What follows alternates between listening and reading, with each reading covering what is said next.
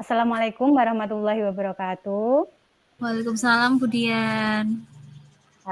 Ketemu lagi Bu Nurul, kita di sesi ruang kolaborasi, sesi praktek Bu. Gimana Iya kabar Bu. ini? Alhamdulillah baik Bu Dian. Iya, mumpung kita bertatap muka Bu, mungkin Iya. ada masalah untuk pembelajarannya, mungkin saya bisa membantu Ibu. Iya. Sebenarnya ada Bu. Ya apa ya, ya biasalah ya anak-anak gitu ya. Jadi akhir-akhir ini tuh yang jadi beban pikiran saya itu anak-anak itu loh, kalau saya beri asesmen atau ujian pertanyaan seperti itu tuh loh, nilainya tuh mesti rendah gitu loh. Padahal saya juga apa ya, sudah berusaha maksudnya pakai strategi pembelajaran yang apa ya, yang harapan saya itu ya mereka tertarik, tapi kenyataannya kok nilainya segitu-segitu saja gitu loh Bu Dian. Saya tuh kadang ya pusing saya mikir anak-anak itu. Kok nilainya kok Hmm. di bawah terus gitu. Oh, berarti tentang nilai anak-anak yang masih rendah ya? Iya Bu. Mungkin dari proses pembelajarannya itu, Ibu bisa mengatakan nilai anak-anak rendah itu mengetahuinya dari mana? Ya dari daftar nilai, biasanya habis mereka itu saya berikan asesmen misalnya tertulis, atau kadang juga saya berikan pertanyaan lesan, itu ya nilainya itu harapan saya itu kan ya 75 ke atas lah ya, tapi ternyata itu ya 40, kadang juga kemarin tuh saya lihat ada yang dapat 20, seperti itu Bu Dian. Berarti tujuan dari coaching kita berarti ingin mengetahui peningkatan nilai dari siswa ya? Iya Bu. Ibu tadi mengatakan bahwa nilai anak-anak itu rendah seperti itu ya Bu ya? Iya. Jika dilihat, Ibu sekarang ngajar kelas berapa? Ngajar kelas 4. Oh, ngajar kelas 4 ya. Dengan jumlah siswa berapa Bu? 17 Bu. Kelas 17. 4 dengan jumlah siswa 17. Nah, dari 17. 17 siswa itu nilai anak-anak yang di bawah rata-rata berapa Bu kira-kira? Dari 17 siswa itu yang menonjol itu ya Bu ya, maksudnya tuh yang anaknya itu yang apa, yang nilainya biasanya baik itu ya sekitar 5 anak itu. Jadi ya sekitar 12 anak itu biasanya nilainya tuh di bawah 75. Ya 60 tuh udah bagus Bu. Kadang tuh yang 40, 20 gitu. Kalau saya tuh ngasih nilai yang realnya tuh ya segitu. Oh, berarti Saya ada juga, 12 anak ya untuk ya, nilai yang rendah ya. Jadi masih jauh dari harapan. Nah, Ibu tadi mengatakan ngajar di kelas 4. Kita pakai KKTP ya, Bu ya, untuk ya, di kurikulum Merdeka. Nah, untuk ya. KKTP yang Ibu tetapkan berapa? KKTP saya itu kan tiap mapel beda-beda biasanya Bu ya. Tapi rata-rata 75 biasanya saya 75. Untuk KKTP-nya 75 ya. Jadi kita ambil standar untuk nilainya berarti 75. Nah, dari permasalahan anak tadi nilai rendah, mungkin ada misalnya seperti ini, latar belakang anak itu seperti apa? Mungkin latar belakangnya. Dari 17 anak itu kan apa ya, tentunya dari latar belakang yang beda-beda Bu ya, maksudnya ada yang orang tuanya itu pekerjaannya macam-macam, banyak biasanya mayoritas kalau di SD saya itu mayoritas orang tuanya itu jualan. Jadi kadang saya juga apa, kenapa ya mereka seperti ini itu, mungkin ya saya pikir oh ya karena mungkin kurang apa ya, perhatian dari orang tuanya, mungkin seperti itu saya mikirnya. Terus juga apa, mungkin juga karena setiap siswa itu kan apa, punya bakat dan minatnya masing-masing ya. Saya juga apa mungkin dari situ ada perbedaan. Kadang saya juga heran dengan metode yang sama kok ya anak-anak itu, padahal saya nerangkan juga serius gitu ya. Kok ya penangkapannya mereka itu kok ada yang dapat 100 ya ada, tapi juga banyak yang di bawah 75 itu tadi Bu Dian. Oh, gitu ya. Uh, tapi untuk kemampuan anak bagaimana, Bu? Mungkin sebelum melakukan pembelajaran, Ibu kan sudah melakukan diagnostiknya. Nah, mungkin bagaimana menurut Ibu? Kalau pengetahuan awalnya itu ya itu Bu, apa itu mungkin ya yang menyebabkan apa mereka itu nilainya rendah ya, karena memang sepengamatan saya itu mereka itu tidak bisa menjawab pertanyaan dari saya atau ujian dari saya itu ya karena mereka belum paham materi sebelumnya. Jadi jangankan materi kelas 4 ya Bu ya. Kadang materi kelas 3 atau bahkan juga ada yang belum bisa baca sama nulis, nulis bisa, tapi baca ya tidak bisa. Dia hanya bisa menyalin tapi masih kesulitan membaca. Jadi memang ada beberapa materi dasar yang mereka belum memahami, makanya saya sebagai guru kelas 4 ya agak mengejar materi gitu. Berarti masalahnya di kemampuan awal anak ya Bu ya, Iya. yang masih kurang ya. Mungkin selain kemampuan anak, ada lagi enggak permasalahan yang muncul di kelas? Ya mungkin fokus sama motivasi Bu sepertinya. Jadi kalau mereka punya motivasi yang besar kan ya tentunya pasti nilainya bagus, entah gimana caranya mereka belajar mandiri atau dengarkan saya atau bertanya dengan temennya. Kalau motivasinya tinggi kan pasti itu sih Bu, bisa mestinya kan gitu. Baik, berarti permasalahannya tadi ada di kemampuan awal, motivasi yang kurang sama kurangnya fokus seperti itu Bu ya? Iya. Nah, untuk rencana ke depannya bagaimana Ibu? Bagaimana ini menangani masalah ini? Mungkin Ibu punya solusi? Kadang saya mikir kalau saya mikirnya itu apa mungkin metode saya yang beda Bu ya, kan saya selama ini kan ngajar saya samakan semua, entah itu tuh mereka sudah bisa baca atau enggak, saya samakan misalnya latar belakang mereka, kesiapan belajar mereka, itu selama ini memang saya pembelajarannya itu belum diferensiasi Bu, karena kan ya saya kemarin belum belajar lebih banyak ya tentang diferensiasi, jadi memang ya mungkin itu kelemahan saya, jadi saya belum menerapkan pembelajaran diferensiasi, sehingga ya itu tadi anak-anak itu saya gerada gitu aja dengan asesmen yang sama, tugas yang sama, strategi yang sama, akhirnya yang jadinya seperti itu. Jadi nilainya banyak yang di bawah dari harapan saya. Iya, dengan Ibu menyamakan materi tadi, kebutuhan anak tidak terpenuhi ya Bu ya? Iya betul. Jadi rencana saya ya menerapkan pembelajaran diferensiasi itu Bu. Oke, rancangannya luar biasa Bu. Terus untuk rancangan pembelajaran berdiferensiasi yang Ibu rancang kira-kira bagaimana?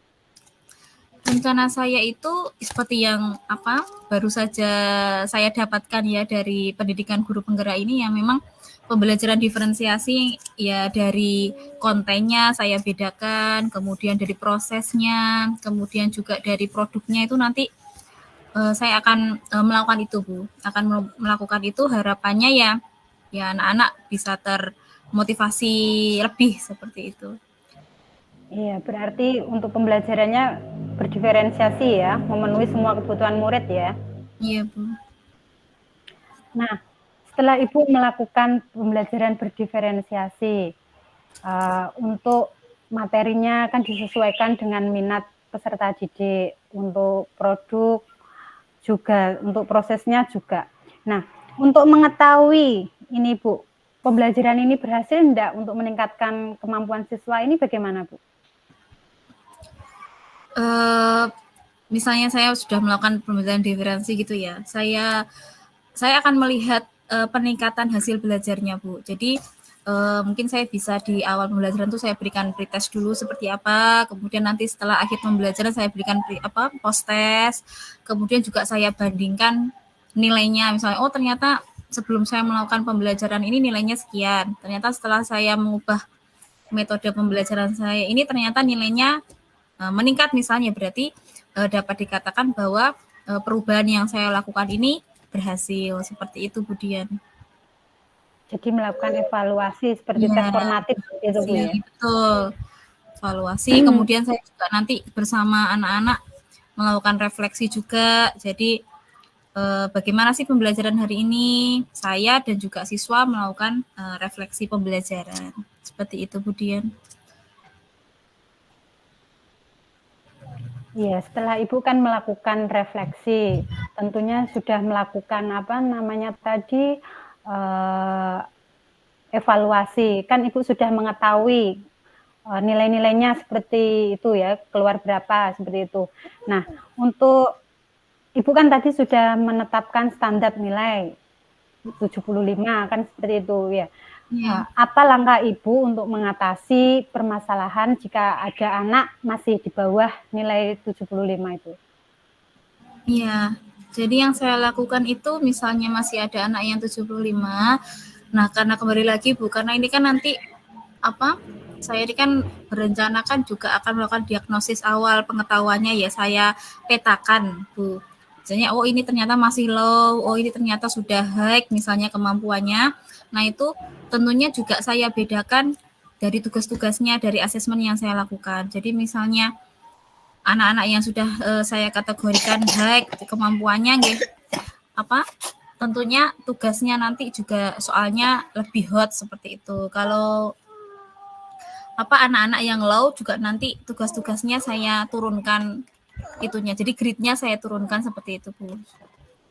Jadi harapannya nih ya. anak-anak itu ya mungkin ya bisa jadi KTP-nya tetap 75, tapi indikator-indikator dari soalnya kan mungkin beda dengan yang sebelumnya saya buat, Bu. Jadi kayaknya mau saya bedakan lah standarnya karena memang kemampuan awal mereka juga berbeda.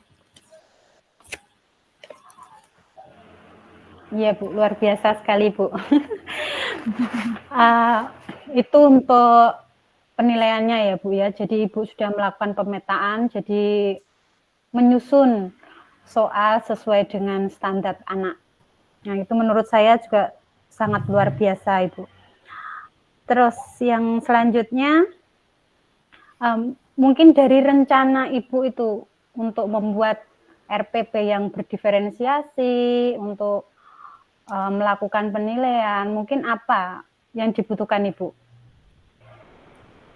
Jadi selain jadi dalam melakukan pembelajaran diferensiasi ini Bu ya tentunya kan saya menyiapkan kontennya kan tentunya kan kontennya bermacam-macam Bu ya. Jadi saya sesuaikan dengan minat bakatnya anak-anak, mana yang lebih menarik anak mungkin dari media poster atau mungkin saya tampilkan video atau apa, jadi berbagai itu tentunya kan juga butuh persiapan. Kemudian yang kedua itu tentunya saya membutuhkan yaitu tadi kolaborasi dari teman-teman, jadi teman-teman guru lain karena saya kan juga membutuhkan data-data, misalnya saya akan koordinasi dengan teman guru kelas 3, kelas sebelumnya. Oh ini anak ini bagaimana, latar belakangnya bagaimana. Jadi dengan saya melakukan kolaborasi dengan rekan yang lain, yang saya harapkan itu saya dapat data tambahan atau mungkin data pendukung untuk pemetaan saya itu, Bu. Sama tentunya ya dukungan penuh dari kepala sekolah juga sangat saya butuhkan. Iya, berarti untuk pembelajaran berdiferensiasi ini tidak terlepas dari kolaborasi ya Bu ya? Iya. Iya. Apalagi ya? Nah, dari obrolan kita kali ini Bu, untuk perancangan pembelajarannya kan Ibu tadi sudah menggunakan pembelajarannya berdiferensiasi ya, baik konten, produk maupun prosesnya. Nah, dari obrolan kita ini Ibu harapkan tadi Ibu bisa memenuhi nilai anak itu menjadi lebih baik. Nah, harapannya tadi dengan melakukan pembelajaran diferensiasi dapat meningkatkan nilai anak kan seperti itu Bu ya. Nah, kira-kira dari obrolan kita ini Ibu sudah tercerahkan atau belum? Alhamdulillah Bu lebih mendingan. Jadi setelah saya tadi cerita dengan Budian kok rasanya saya punya gambaran-gambaran perbaikan-perbaikan apa yang bisa saya lakukan Bu. Jadi terima kasih Budian, saya jadi tercerahkan tanpa disadari juga kok ya saya bisa menemukan sendiri hal-hal yang bisa saya lakukan untuk meningkatkan prestasi siswa itu Budian. Iya Bu. Dengan sharing seperti ini kita bisa berbagi Bu ya. Iya. Mungkin itu saja Bu Nurul. Terima kasih ya Budian. Ya, terima kasih. Sama-sama. Sampai jumpa lagi, ketemu. Ya, terima kasih Bu. Assalamualaikum Bu Dian. Waalaikumsalam Bu Nurul. Gimana kabarnya Bu? Alhamdulillah sehat, tapi ini ada sedikit masalah ini.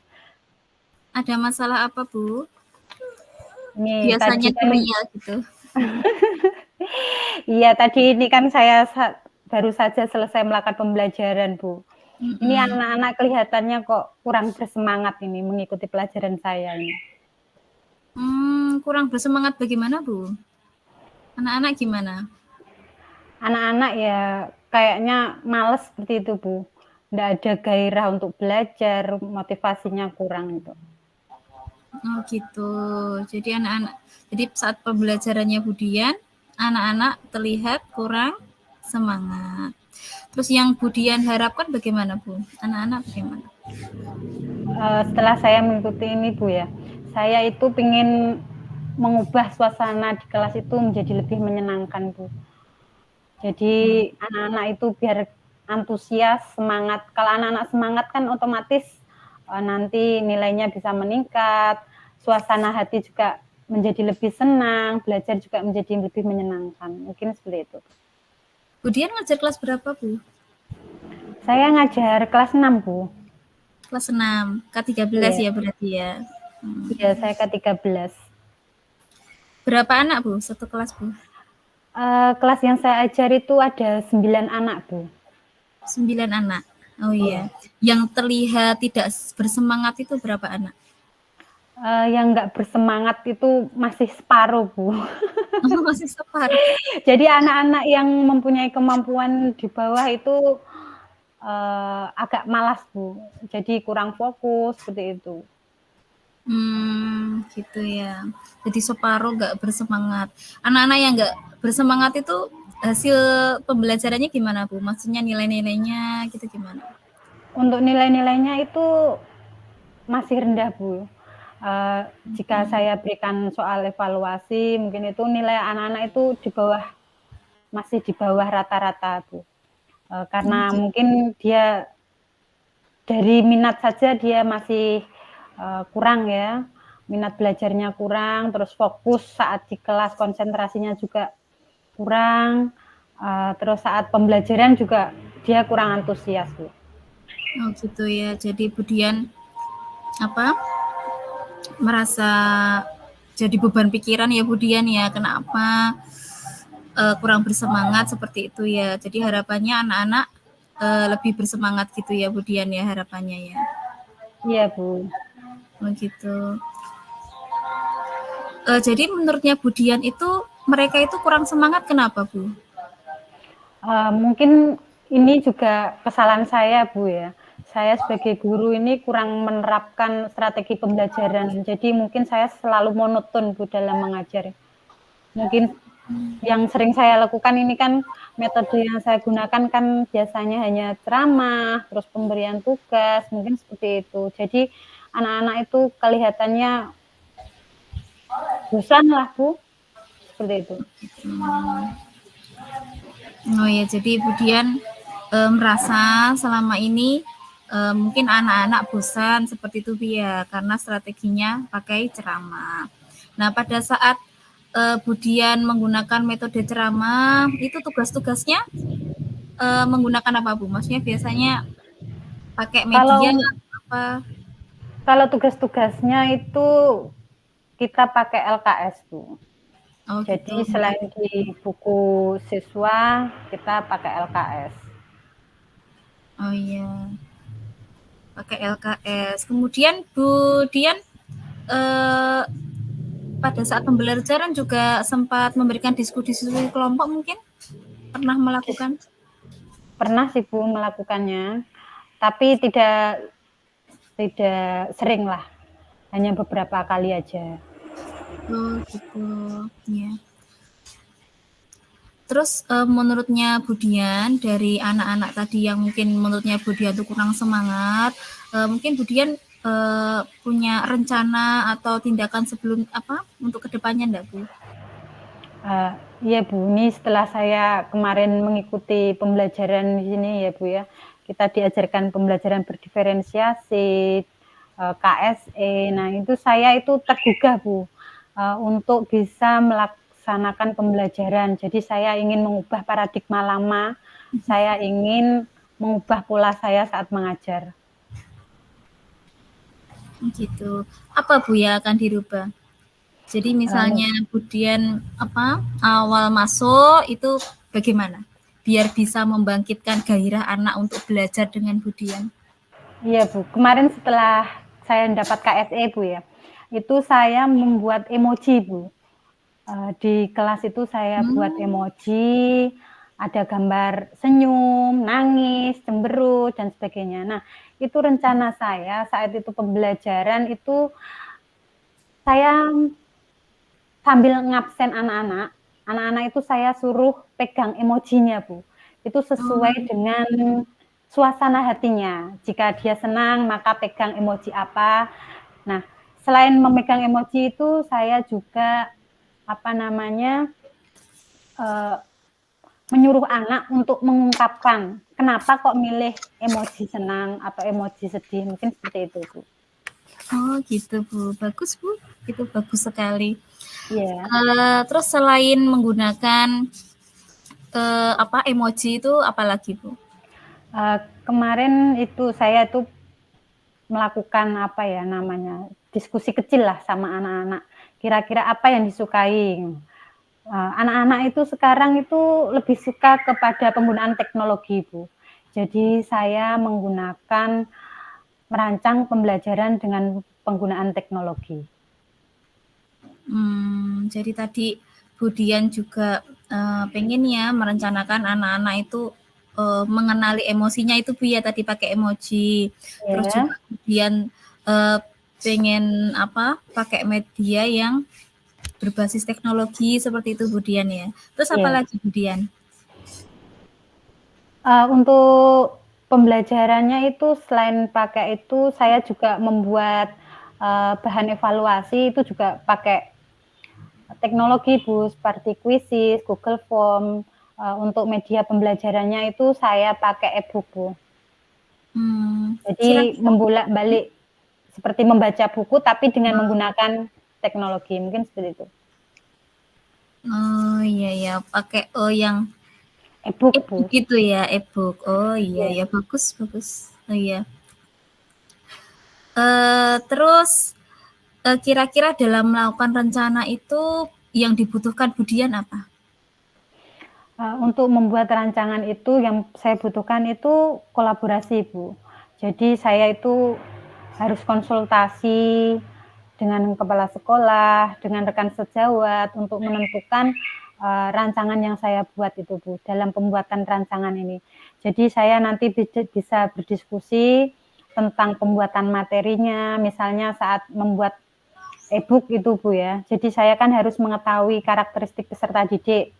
Jadi kebutuhan anak, minat anak. Jadi e-book yang saya rancang itu misalnya anak itu belum bisa diajak berpikir agak jauh misalnya seperti itu. Jadi saya harus di e-book itu harus merancang memberi benda-benda konkret Bu. Jadi anak itu misalnya kemarin itu saya membuat sebagai contoh magnet ya Bu ya. Jadi magnet itu apa? Jadi saya memberi gambar magnet, terus bagaimana cara pembuatan magnet. Jadi itu dipikir anak itu bisa. Jadi saya buat kontennya itu yang dari sederhana menuju ke kompleks. Mungkin seperti itu, Bu. Ya, bagus Budian. Jadi memang butuh koordinasi dan kolaborasi ya Budian ya. Iya. Gitu. Budian, kalau menurutnya Budian itu yang membuat anak itu tidak bersemangat dalam pelajaran selain dari guru pengajar itu siapa ya Bu ya? Kira-kira faktornya apa ya menurutnya Budian? Mungkin faktor lain yang membuat anak itu faktor keluarga mungkin juga bisa mempengaruhi Bu. Jadi mungkin kalau keluarga yang terlalu sibuk mengurus kebutuhan sendiri Bu ya, kebutuhan orang tua, itu kadang mengabaikan anak Bu. Jadi anak itu dibiarkan belajar, enggak belajar itu ya terserah. Jadi kalau terutama itu di sekolah-sekolah saya itu Bu, untuk seperti les atau apa itu kurang Bu. Jadi anak itu hanya mendapat ilmu itu ya hanya dari guru itu saja. Jadi untuk support dukungan dari orang tua itu kurang Bu. Nggih. Jadi memang peran guru di sini sangat penting gitu Bu Dian ya. Iya. Iya Bu Dian. Lah Bu Dian rencananya kapan Bu melakukan apa? Perbaikan pembelajaran itu Bu? Rencananya 2 sampai 3 hari lagi Bu. Itu Gitu. saya baru akan mempraktekkan. Karena itu kan membutuhkan proses untuk pembuatan e-book, untuk pembuatan soal kuisis, Google Form itu kan butuh butuh waktu juga Bu. Jadi enggak bisa instan langsung memberi, enggak bisa. Iya. Terus rencananya itu mau di setiap pembelajarannya Bu Dian di sistem seperti itu atau gimana Bu? Untuk proses pembelajarannya itu menyesuaikan Bu. Jadi nanti rencana saya ya selain penggunaan teknologi, mungkin tinggal lihat materinya Bu.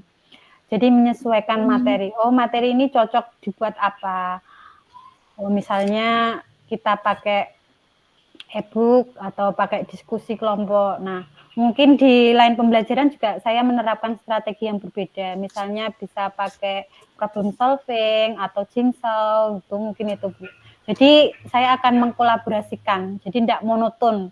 Mungkin kalau anak-anak sering diberikan e-book setiap hari itu juga nanti akan merasa bosan Bu. Jadi saya akan mengkombinasikan berbagai strategi, mungkin itu. Luar biasa Bu Dian.